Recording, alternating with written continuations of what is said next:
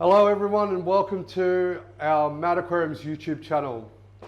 Thank you all, everyone for joining us. I know we don't get enough videos in as we would like, but hopefully that's all about to change. So I'm glad to announce today, good old Ed here. Everybody knows our GG Ed and his girlfriend Chicken, which is down the back there, all the way down the other end, and all their awesome friends that are here to enjoy the YouTube channel, and they're watching with us. Hey guys. Anyway, what we're doing tonight is very special. So it's been about 7 years and Ed's tank is getting a little bit drab in my opinion. So a lot of our woods and stuff are getting thinner and thinner because we've got catfish in there, we've got our Procholotus family in there, we've got a few loaches in there, and they're all sort of going through and gnawing at the wood as well. As you can see, they're sort of chewing up all the woods and stuff. It's not really coming up on the video too much, but you can see it up in the back corner there as well. So what I'm trying to get at is the tank's looking a bit drab. So what we're going to do is we're going to re-scape Ed's tank. Now Ed's tank is an 8 foot long, 4 foot wide and 2.5 foot high aquarium holding roughly about 2,500 litres. Okay, so just to give you guys an idea, we've got some woods and stuff here that we've collected from AquaHub. We've got Aaron here going to be helping us today. So we collected some of these pieces of woods, and this gives you an idea. I'm just going to stand back a bit. It gives you an idea of how big this piece of wood is. Aaron, you would say you're about 6 foot? Yep. Yeah, so that one's at least about a 3 foot long, if not more, piece of driftwood there. And we've got a couple of other big ones down here. So we went to AquaHub, which is the home of Dymax, and they let us go free range through all their woods to try and find the pieces that we wanted to use in Ed's tank.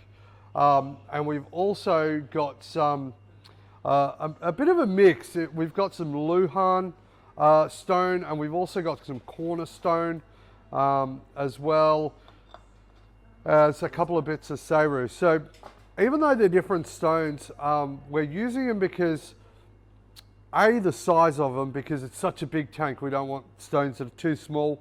But not only that, they're all very similar color, as you can see in the trolley here. There is maybe one that's got a bit of a side that's a bit different, but it does have a different side to it there, but I'm sure it's all going to blend in nicely. So we want to get started. Aaron's here to help me tonight, and we're going to get started on Ed's tank.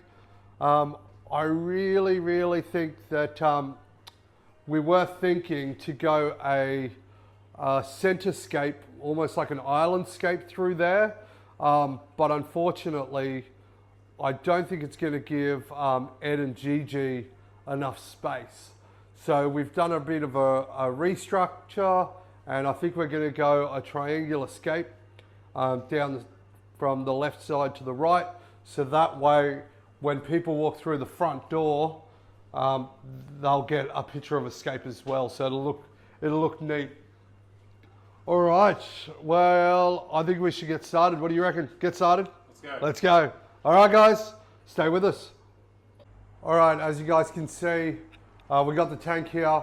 We're just putting in a pump on the side there now, and we're going to start ripping everything out and start adding where we can and making it look as, I hope you guys think it looks as good as what we're hoping it's going to look like. So, without any further ado, I'm gonna let you guys watch. We're gonna get into it, and hopefully you guys like what we create.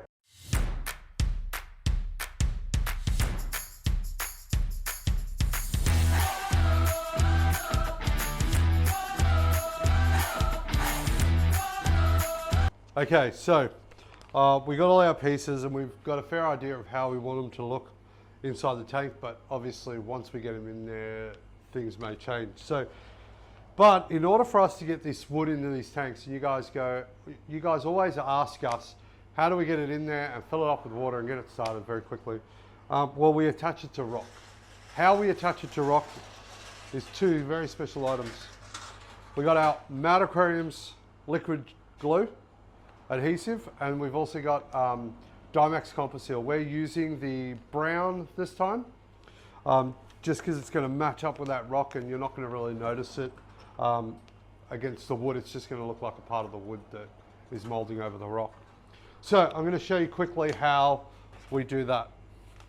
Okay, so I'm going to grab my Composil, and what I'm going to do is I'm going to place my Composil.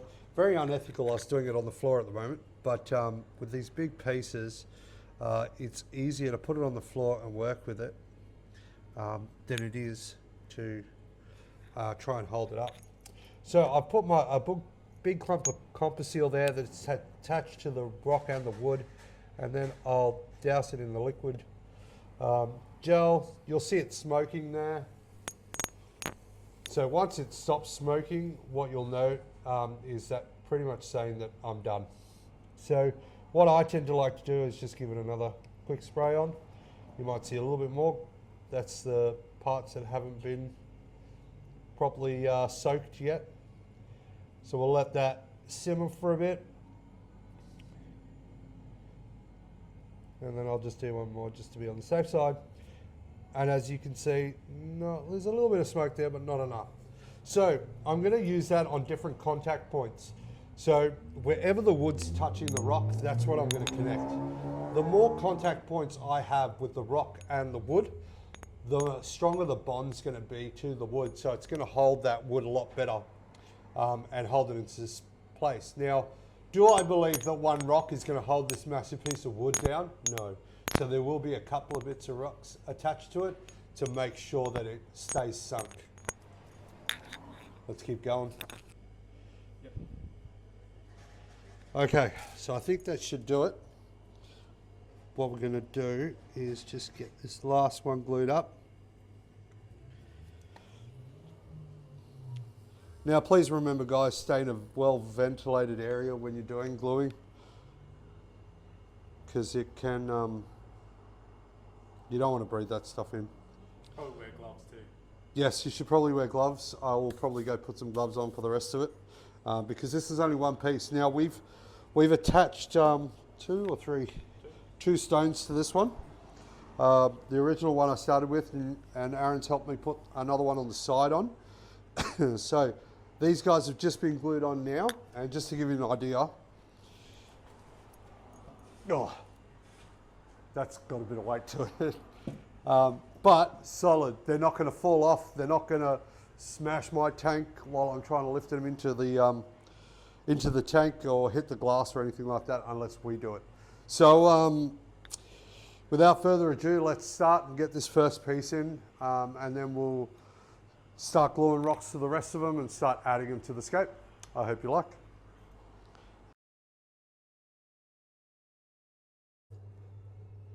Okay, so we had a little bit of a dilemma. This piece here won't fit under the brace. So we sort of, when we had it out the front of the tank, we were sort of looking at it and we sort of allocated for this one. But we didn't think that'd be too high for this side of the support brace. So what we're going to do is we're going to take this handy dandy aquascaping tool, and we're going to cut this down, and hopefully that'll allow us to swing that around. So let's get started. All right.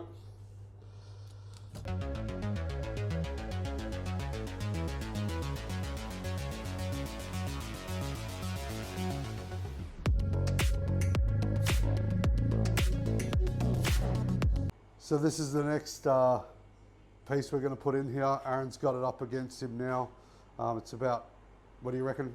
About 3 feet? Yeah, close to. Yeah, so 3 feet, and that'll head in beside this one, heading down this way. And then the rest will come up above it and head along there.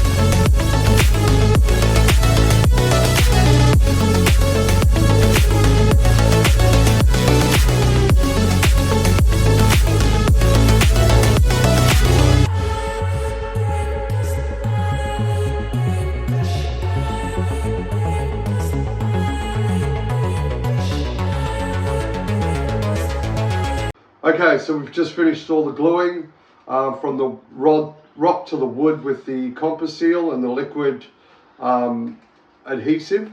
So what we're going to do is get it into Ed's tank. Hopefully it all fits where it needs to go. We're going to crush some detail rock. Because we don't have any, we're going to just grab some big pieces and hit it with a sledgehammer. And then we're going to get it all into play and hopefully give you an end result as well. Hope you've liked what you see so far. Please make sure you subscribe, hit the bell button, and hopefully we'll get some more videos up to you soon. Hope you enjoy the rest.